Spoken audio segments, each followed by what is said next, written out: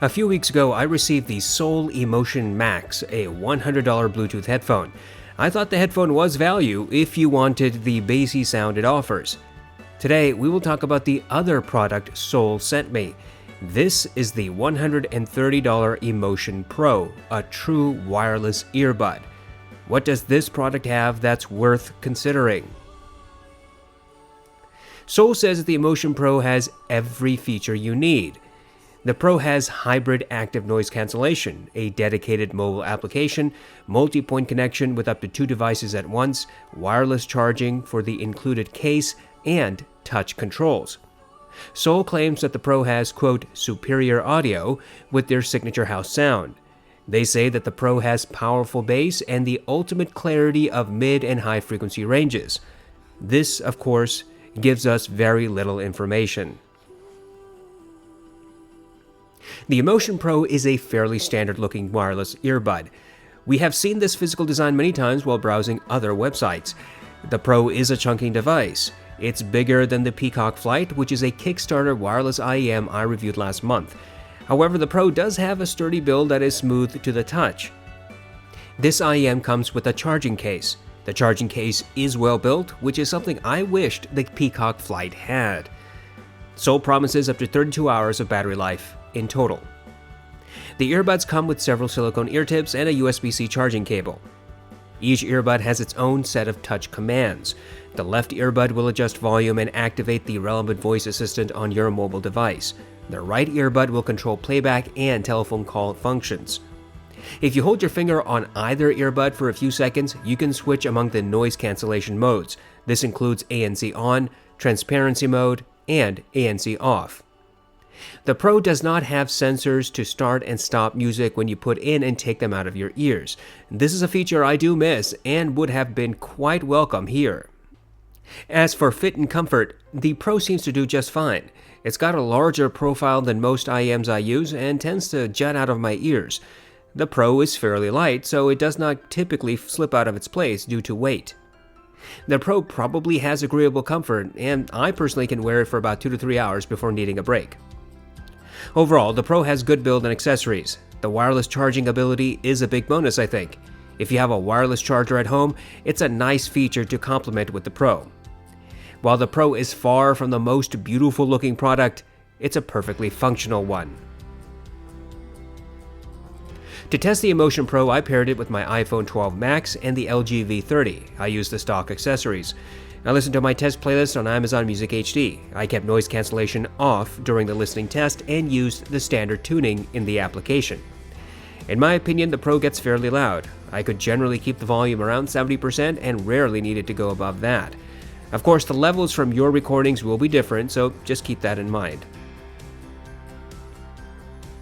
Soul says that the Emotion Pro has powerful bass. I really don't know what that means, but my tests indicate that the Pro has elevated bass. In Mountains by Hans Zimmer, there's a low rumble that starts immediately. The Pro let that detail through. Reverberation was about average. That is what you might hear with a typical dynamic driver. Separation between sub-bass and mid-bass was mediocre, and there was melding between the two regions. When the crescendo hit, the organ melded heavily with the other instruments and frankly sounded muffled. The rolling thunder effect was audible and clearer than most of the other instruments. Separation of instruments was not clear. In Conquer by Overwork, there's a rolling marble effect at the beginning. This is supposed to pan from right to left to center. The Pro did recreate the sound of rolling marbles, but none of the panning. There are multiple drums, and the Pro did not clearly separate them. Instead, I heard a single sound of drums. Drum strikes melded heavily and also had a muffled quality to them. It was like there was a thick blanket in front of the speaker. I listened to several hip-hop songs including Pure Water, New Patek, Reel It In, and Uproar. On each occasion, the Pro clearly presented the sub-bass. It was like I was standing 5 feet away from the subwoofer. The drums were a little louder, vocals were recessed, and lacked their typical sparkle. I listened to my Sicario playlist. I used these songs to try to figure out if there's any audible distortion in the sub-bass. I could not hear any distortion from the lowest to the highest volumes. Overall, it is quite clear that the bass is elevated. There's a significant boost in sub-bass and mid-bass. This results in heavy melding between those regions. Your tracks will impact the experience for better or worse, so keep that in mind. Soul says the Pro has ultimate clarity in the mids. My tests indicate that this IEM has recessed mids, at least with the stock tuning. In Orla Gartland's song Why Am I Like This, there's natural vocal grain and sibilance mixed into the track. The Pro reduced the sibilance and eviscerated the vocal grain to the point that it was not audible. Orla's voice sounded distant, like she was singing from behind a thick blanket. The drums were noticeably louder than the other instruments. The vocals were easily 2 to 3 steps behind the drums. In Want You Back by Haim, the Pro again slightly rolled off the sibilance. At 8 seconds into the track, the primary singer says the word "we" and drags it out, making it sound gravelly. The Pro did present this detail, but it was a little muffled. There are 2 backup vocalists, one in the right and the other in the left. The Pro did render those voices separately, but not particularly clearly. When the instruments played at maximum, all the voices melded into one, and it was not possible to separate them. The drums overshadowed the other instruments. The vocals were easily 2 steps behind the drums and sounded a little muffled. In Superposition by Young the Giant, the Pro presented the ukulele, drums, and bass, but the ukulele was a step behind the drums. There was heavy melding among these instruments. The Pro did not accentuate the sibilance of the primary male vocalist. There's a backup vocalist in this track, and his voice is layered beneath the primaries. Most headphones and IEMs cannot separate this detail. The Pro, unsurprisingly, could not either. The vocals were 2 steps behind the drums and sounded muffled. Between 1 minute and 10 and 1 minute and 20 seconds, there are supposed to be sharp intakes of breaths. The Pro made these sounds like shallow gasps.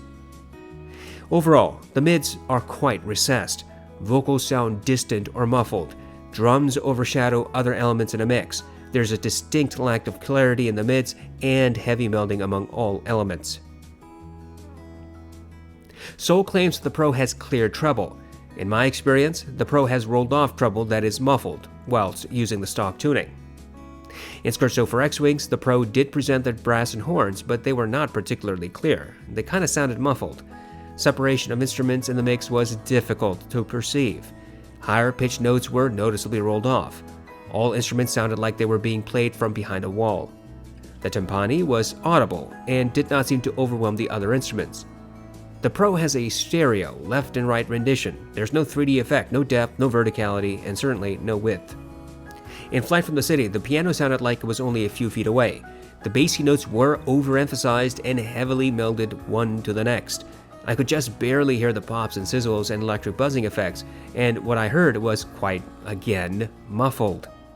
The cello was smooth and melded with the piano. I almost heard the creaking of wood on the pianist's bench and the shifting of the cello's weight. In Take 5 by the Dave Brubeck Quartet, the Pro rendered the piano in the right, drums in the left, saxophone center, and the bass slightly behind. The drums were louder in the mix than the other instruments. The saxophone sounded distant and muffled, like it was in another room. The cymbals are struck at different positions, which should result in varying tonalities. The Pro made every cymbal strike sound the same. Overall, the Pro does not have clear treble. There's a roll-off around the mid-treble region. Treble instruments are often muffled. Details are not clear and sometimes completely missing. On the other hand, you will never hear a sharp or piercing sound on the Pro. I am not going to belabor the point. The Emotion Pro has abysmal detail retrieval abilities, at least with the stock tuning. This is some of the least clear IEMs I have ever heard. Obvious details are either muffled or totally lost. Don't even worry about hearing subtle or nuanced details. That's not something this IEM is capable of presenting. I have a quantitative test for detail retrieval. I use Kazuki's song New Light, which has layers of details. This includes the sound of wind, rustling of grass, children playing, synth, piano, and footsteps. I count the number of footsteps I can hear in the first 60 seconds. The Tin Hi-Fi T2 and T2 Evo present 7 to 8 footsteps. The T2 Plus and Blonde BL05 present 6 to 7. The Heidi's MS2 presents 8 to 9. The Moondrop Starfield presents 6. The Moondrop Aria presents 7 footsteps. The The Audio Legacy 2 provides 6 to 7 footsteps. The Moondrop Quarks provide 5 to 6 footsteps. The Blonde BL03, 5 to 6. And the Emotion Pro rendered 4 footsteps. For my detail resolution scale, I use the Moondrop Aria and Starfield as the average performers. Any IEM that provides more or less footsteps is judged accordingly. Thus, on my scale, the BL03 would be considered below average and the T2 would be above average.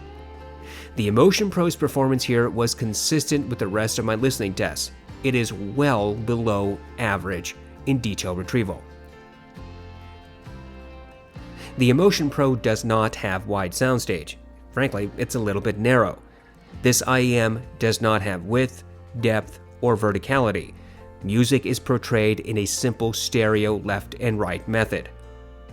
As with my detail test, my soundstage test also has a scale. For the sake of comparison, let's talk about soundstage of other IEMs. The Tin Hi-Fi T2 and Heidi's MS2 have above average soundstage.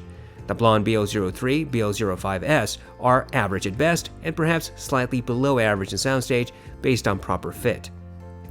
The Starfield, Aria, Quarks, and Peacock Flight are about average. The Emotion Pro has soundstage that is similar to that of the BL03.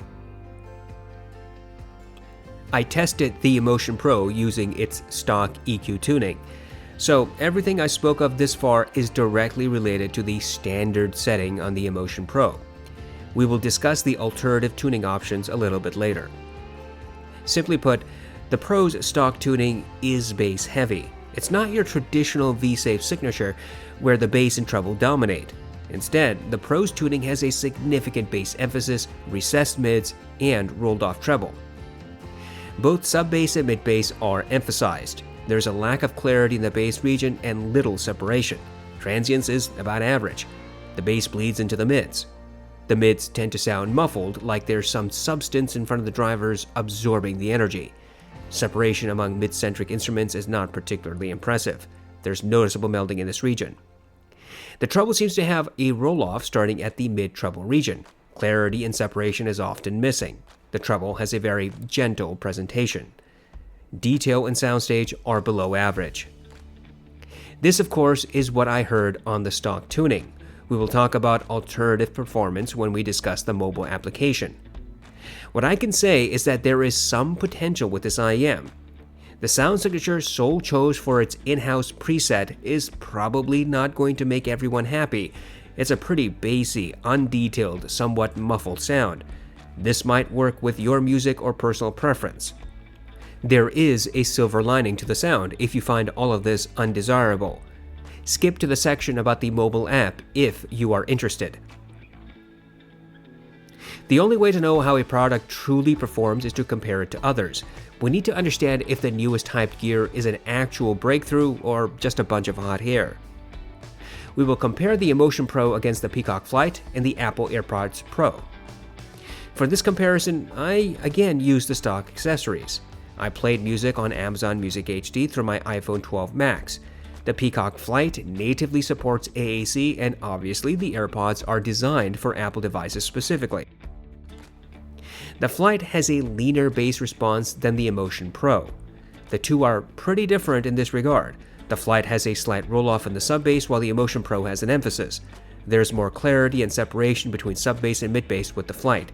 Transience is a little bit longer on the Emotion Pro. Mid-bass impact is stronger on the Emotion Pro, but clearer and sharper on the Flight. The mids are considerably clearer on the Flight. Vocals are generally clear, and there is an audible separation of mid-centric elements. The Emotion Pro, in contrast, pushes vocals into the back, and clarity is substantially less obvious. The Flight has a fairly neutral rendition, while, among other things, the Emotion Pro rolls off sibilants and steamrolls over vocal grain. Treble is clearer and more prominent on the Flight. Separation of instruments is more obvious on the Flight. The Emotion Pro has a roll-off in this region. Treble-centric instruments sound more muffled on the Emotion Pro. The Flight has more clarity, detail, and separation. It also has wider soundstage. The AirPods Pro have a bass emphasis that is generally present in the mid-bass region. However, the Emotion Pro has an elevation in sub-bass as well. The Emotion Pro's mid-bass tends to be more prominent than that of the AirPods. Clarity in this region is kind of a toss-up, but the AirPods typically had more of it, but not by a whole lot. The mids are slightly more forward on the AirPods. They are clearer as well. Separation of mid-centric elements is similar between the AirPods and the Emotion Pro. The AirPods present more sibilance and vocal grain and do tend to slightly accentuate sibilance. The AirPods have slightly elevated treble while the Emotion Pro has a roll-off. The AirPods are marginally clearer with slightly greater separation of instruments. The Emotion Pro has a gentler rendition of treble. The AirPods have slightly wider soundstage and marginally greater separation and detail. These types of comparisons help us figure out where hype stops and reality takes over. Switching back and forth among these products, it is evident all three have different sound signatures. The flight is a night and day difference from the Emotion Pro. The AirPods Pro are closer to the Emotion Pro sound signature, but not the same. If you want a neutral-sounding wireless earbud, the Flight is a good pick. If you want bassy, then both the AirPods and Emotion Pro are decent options. Of course, you might hate all of these options, or you might love what each of these has to offer. Your music and personal preference will play a big part in the experience. Soul has a mobile application for the Emotion Pro. As far as I know, this app is limited to this IEM. The application is fairly straightforward. It does not have bells and whistles and is a far cry from Earstudio's app for the ES100. But as wireless earbuds go, Soul is among only a handful of manufacturers that actually provides mobile apps for these types of products. It's a refreshing change. The app displays each earbud's battery life. You can also activate the noise cancellation through the application if you want to. The primary feature of the application is the EQ. Soul gives you several presets, including their house sound. Strangely, there's no visualization of the house signature, but there are visualizations of the other presets. Each preset has an audible difference from any other, for better or worse. None of the presets came close to neutral signature. I found that the jazz setting seemed to provide the most clarity. The app also has a multi-band equalizer. You can save 3 presets of your own design. The 10-band EQ is responsive and you can make slight adjustments of 1 decibel at a time. The maximum swing is 12 decibels in either direction. Pushing the levels to the maximum settings in either direction results in audible distortion. We should briefly touch upon the noise cancellation. It works, and it works fairly well. I don't have the Sony wireless earbuds with noise cancellation, so I can't compare against the purported king of the noise cancellation hill. But the Emotion Pro seems to have noise cancellation that is similar to that of the AirPods Pro. I think there's very little separating them in this regard. The AirPods might have a slight edge. There is an oddity with the Emotion Pro, however. Every time you switch an EQ preset, the noise cancellation is turned off. If you have noise cancellation active and switch to a preset, you'll have to activate noise cancellation again. It's a weird bug. Overall, the application is bare bones but efficient. You get what you need. It seems stable. The noise cancellation is perfectly agreeable but probably won't impress everyone. Of course, there are a lot of wireless earbuds in the market. You can easily buy something under $50 and be content. Paying a lot more for Apple or Sony products will give you tangible features such as autoplay and pause, noise cancellation, and build quality. But you may not want to spend hundreds of dollars. This is why I was so interested in the Emotion Pro. This is among only a handful of wireless earbuds that comes with a mobile app and noise cancellation. It was a unique combination. It's obvious that Soul has their bass-heavy house sound. If that's what they like, then that's just fine. If you like bassy sound, then the Emotion Pro is probably going to please you. Typically, we stop here. We talk about the sound signature and say that if you think you'll like it, then the product is worth considering. But with the Emotion Pro, we need to discuss the EQ capabilities through the companion application. If you don't think you will enjoy the stock house sound on the Emotion Pro, you do have the ability to make adjustments. I can't promise you will like what you can do through the app, but you do have that functionality, which is something you can't say for the AirPods Pro, and those things cost double the price of the Emotion Pro. This brings us to value. Yes, I think the Emotion Pro is value. While you may end up disliking the sound signature, you cannot deny you are getting a lot for your money. The Emotion Pro has sturdy build, good accessories, comfortable fit, noise cancellation, and a useful mobile application. For around $130, that's a good bargain. If you prefer clarity, separation, detail, and soundstage, then the Emotion Pro is unlikely to please you. If, however, you don't mind a bass-heavy sound, or you think you can make EQ work to your preferences, then the Emotion Pro is a product you should seriously consider among the rest.